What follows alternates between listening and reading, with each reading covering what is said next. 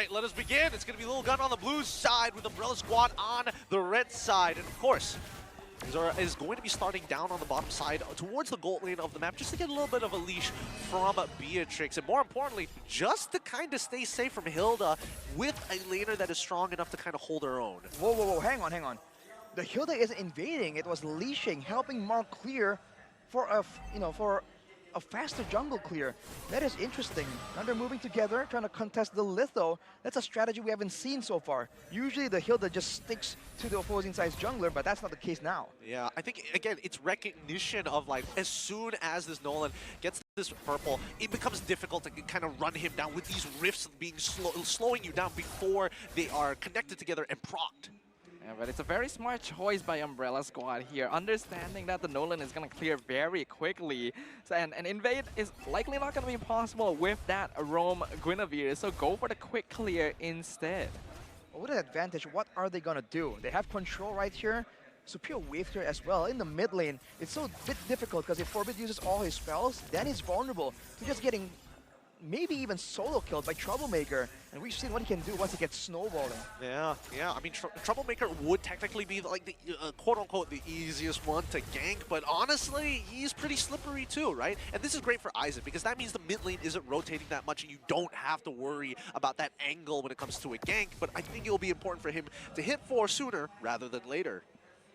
Well, the level 4 power spike, I feel like at this point, will favor Umbrella Squad a bit, especially if they can really get their hands onto the back line. Because in a full front-to-front clash, having more fighters in the early game generally gives you more of an advantage. You can tank more damage, deal some more damage as well, and we're seeing a bit of it right here. Ooh, the flicker penalty zone onto Ethan, forces the flicker out. Marl secures the turtle easily, and Zexora is picked off. Troublemaker with the first blood, but he gets punished himself. Vengeance not gonna save him from the hands of Ethan. Oh, that's so unfortunate. Zexora was actually really close to taking that away from Marl, but at the end of the day, it's all about those timings. Now, let's have a look at the emblems here and see whether or not there's anything interesting or to keep it in mind, because now that at least for Joy, taking adaptive penetration, sorry, the rupture, as well as the arm, as well as the, it's not coming to me right now.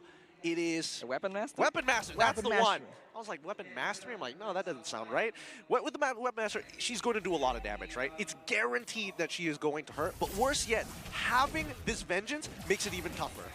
Ooh, Ethan's actually in trouble, Troublemaker. We were literally just talking about it. But Ethan with the Violet Requiem actually able to zone him off just a bit. I actually felt like if he stayed a second longer, that would have been a kill.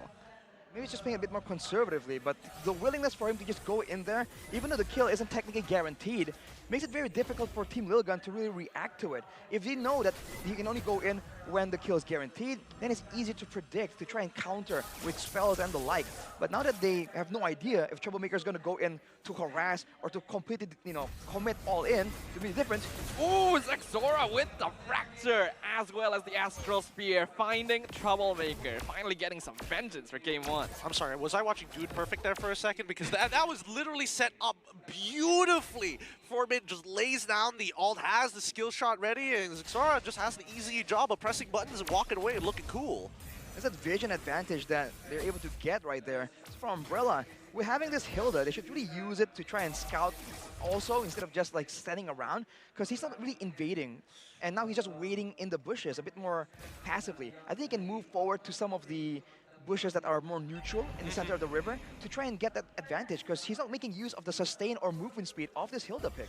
Yeah, again, not finding any value whatsoever. And worse, yeah, I think that Fangor in these positions, it's a little tough for him, right? Because not only is it difficult to actually get and close the distance against Zexora, but at the very least, he also has to worry about getting blasted by Forbid every once in a while. That's a lot of damage as well. Now with a half HP, gonna try and regen back up, but look at Ethan, keep your eyes on this man. Aizen very far forward. Astral Echo gonna spot things out. Already Demonic Force used up. That's gonna be Violet Requiem in the backline. Turtle secured by Team LILGUN, and they're gonna grab Troublemaker and Marl on top of it. LILGUN rushing him down. A beautiful flicker by Ethan over the wall to get out of the clutches of Fangor and Castle as well. Everything is falling in place for LILGUN. A stark contrast to game number 1. Now they're the ones with the aggression, with the superior burst, and the superior chase potential, with the slows and mobility that they have. Umbrella Squad, we're just not ready right there. Getting Troublemaker deleted, just shows that he was so dominant in game number 1 that in game number 2 right here, he hasn't done anything, but Team LILGUN is like, no, get out of here. I think, you know, at least for Team LILGUN, they want to fight together, and I think this is a draft that definitely is more beneficial when you are scouting for that information. And I think that right now, Forbit is doing a lot of work for the team to help them get to that decision faster.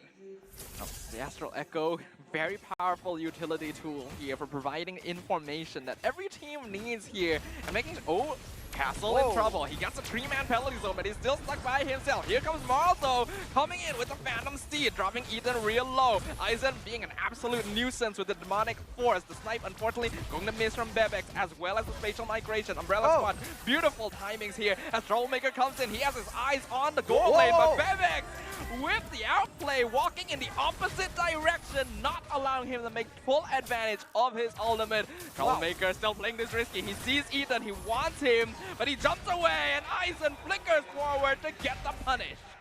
That was wild. What happened right there? Honestly, that was kind of disgusting. He knew that he could outplay that, and he absolutely nailed it, really abusing the game mechanics here. Troublemaker just caught off position. Now Fangor coming in 1v2. Won't be able to get anything done though. Umbrella Squad, they just seem bewildered right here with the decisiveness of Team LILGUN. At every point, they're the ones making the play happen, and they haven't even used the combo, right? The Astral Echo into a multiple-man spatial migration from Ethan, or even the Renner's Apathy for that double long-range snipe. You're right. The gold laners haven't been too involved in a lot of these fights, have they? I mean, for the most part, maybe after like one item, we were expecting to see Bebex actually start joining him. But in the meantime, while Team LILGUN is going to be taking this turtle pretty much for free, Umbrella Squad, full advantage, open up the map on top side just in case that there is a potential fight, and they'll go in and quickly break down the tier 2, maybe tier 1, maybe even get a tier 2. Just trading for objectives right here. Black March might not get it, man, and in the bottom side, already a trade attempted from LILGUNs, but you gotta be careful, man. Castle cannot overstep right here. He's not as disposable as the Arlott was in the previous game. With Spatial Migration, gonna find the Turisla right into the Bandit's Rage, and Castle is gone. The castle walls have fallen to the hands of LILGUN.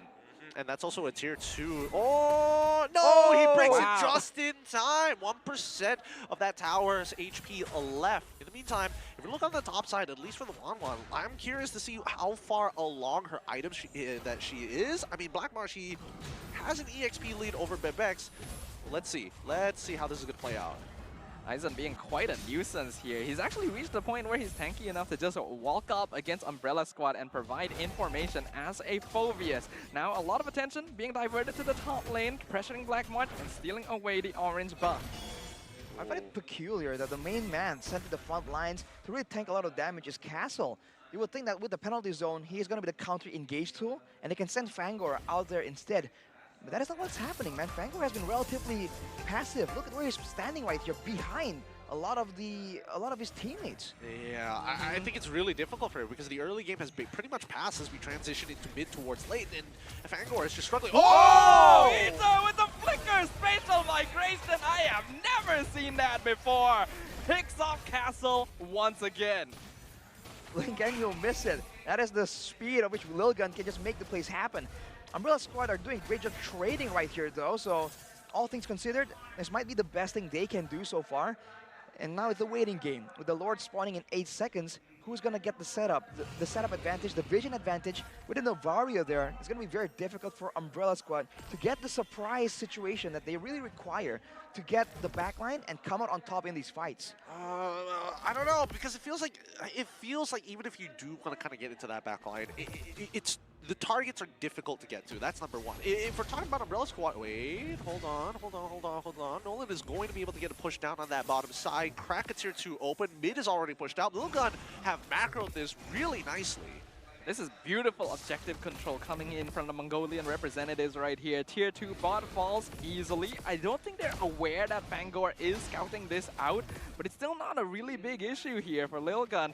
He will get started on the Bebex. Spatial migration, gonna find the Hilda. Troublemaker looking for the dive, but he won't be able to connect it. Vengeance pop won't save him. Fracture destroys him, and Black March is now being chased down, but he gets the crossbow of Tang. Not enough damage yet though, so Zexora gets the double kill. kill. Fatal migration, dodges the penalty zone. Bebex actually flickers forward onto Fangor. Gets punished for it. Astral Spear won't finish him off. Aizen being chased down by Marl in the backline. A crazy, messy fight. But Umbrella Squad now actually winning out inconsistent damage. So LILGUN will make a hasty retreat. Oh boy, honestly, it wasn't looking good for Umbrella Squad for a second there, but Team LILGUN took a majority, took a good chunk of punishment after that, right? I mean, they got some pretty big spells from some big players from the side of Team LILGUN.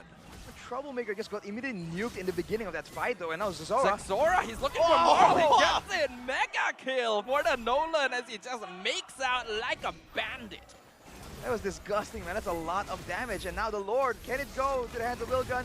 No contest available for Umbrella Squad, despite that win. But you can see that in a messy fight, they have a chance here. There are ways for them to really come out on top in the fight. It all comes down to the execution right now. Let's see how much execution they're going to get, because right now Marl, he's 2 levels below Zora as of yet. Let's look at the items. Perfect timing here. Hunter Strike, Brute Force Breastplate into Malefic Roar in comparison to BOD Malefic Roar into Hunter Strike. So a lot more damage output specifically from Zora at any HP. Well, it's also a fighter in the hands of Marl, right? So it doesn't really perform the same way. But look at this, Fangor going against Zora. Yeah, he's diving real deep onto the Nolan, forcing out the dashes, but he's able to escape quite easily. In the meantime, Lord crashing up top lane. 2-man penalty zone onto Ethan and Bebex, and Marl is coming in to jump on the opportunity. Crossbow of Tang, follow up. Bebex is gone. Ethan will follow in quick succession. Umbrella Squad punishes Team LILGUN. Beautiful combination here, one after the other, just layering it so nicely. Oh, the first chain pull right into Barbiel, pulling them in no time to react. That backline is just so vulnerable right now. It's almost like the previous game, kind of, right? The marksman just not really respecting the damage potential so far. For now, man, a 4K gold lead, but Umbrella Squad seems to really be on the board. And more importantly, they seem to have just found a winning solution right here. Go for a penalty zone and have Marl cut in the back line. With them being so pulled back towards their base, that's the natural conclusion. But if they can create the same scenario to try and capture and pinch LILGUN, this could be the way they can try and get a dub. Ooh, nice checking of the bushes here. Troublemaker still gonna play fairly aggressively, but he knows that he's in a pretty safe position. Right now, we are in a stage of the game where the game state is very fragile, and being able to find the position you need is going to change the scales heavily. That's a Wind Talker completed for the 1-1, so more attack speed, more mobility, more importantly, less damage coming in from the Phobias. So we'll have to see. On top of that, Troublemaker just completed a concentrated energy earlier, so he has a bit more sustain. Even though he gets chunked out, he can regen in the jungle. He can stay a bit tankier in the fight with that Vengeance too. So I think Team LILGUN are the ones who have to be a bit more careful, and they might have to ration some of their crowd control to ensure that the backline does not get rushed at yet again. Yeah, which is kind of interesting, right? Because we were talking about Fangor earlier, and he was like, yeah, he's not really doing much. He's kind of just sitting around. He's kind of waiting, hiding behind teammates even sometimes. And then you come back to LILGUN and you realize that, yes, the vision is a little bit more important in these cases rather than just pure harassment. You need to give that opening, that hole. You can't create it yourself, but you can inform people who can get in those spots. Fangor gonna get spotted out, walks into the wrong neighborhood, and Ethan sets up the ambush. Now Castle gonna be targeted by Zexora and Aizen. Popped down by the Fracture. Unstoppable streak for Zexora. The Lord is now within sight. Troublemaker gonna be getting his electrifying beats off of... Oh, nice flicker from Bebex in the opposite direction. Troublemaker now in a lot of trouble. Beautiful spatial migration. Gets the knockup, gets the kill. Team LILGUN now have the total numerical superiority, and the Lord is theirs. What is going on right there, man? I mean, the waves are set up to push for Umbrella Squad, but Fangor just comes in a bit too ahead of the rest of the pack. He gets deleted, and there was no damage traded back for it. If everyone on his team was behind him right there, when they poured in so many spells towards the Hilda, the roamer, then the rest of the team can really punish afterwards. But that is not how Umbrella Squad played that game out. Yeah, a little unfortunate indeed, but now we come back to the present. We see that the Lord is already starting to press in towards lane with Lord Empowered minions. Team LILGUN setting this up nice to make sure that they have a subsequent crashing of all the waves. They got top and mid at the same time and delay on the bottom side. That is honestly so many minions. They already found Troublemaker. The spatial migration hitting his target every time. Fangor trying to dive onto Zexora, but he's dropping real low himself with the Dark Force. Penalty zone onto 3 members. Will this be enough? No, Bebek's already has the double kill, and Marl can do nothing but run in. Even the crossbow of Tang isn't going to be enough with the Wind of Nature already popped down by Bebek and Black March. He tries to dash away. He will just barely make it back to base, but he and Castle are the only survivors. Named that one, Castle is picked off for Bid with the killing spree, and the crystal is wide open. We are going to game number 3. Woo! Game of 3 coming in for these boys. LILGUN bounce back after a devastating game number 1. It looks like they've kind of gotten their acts back together.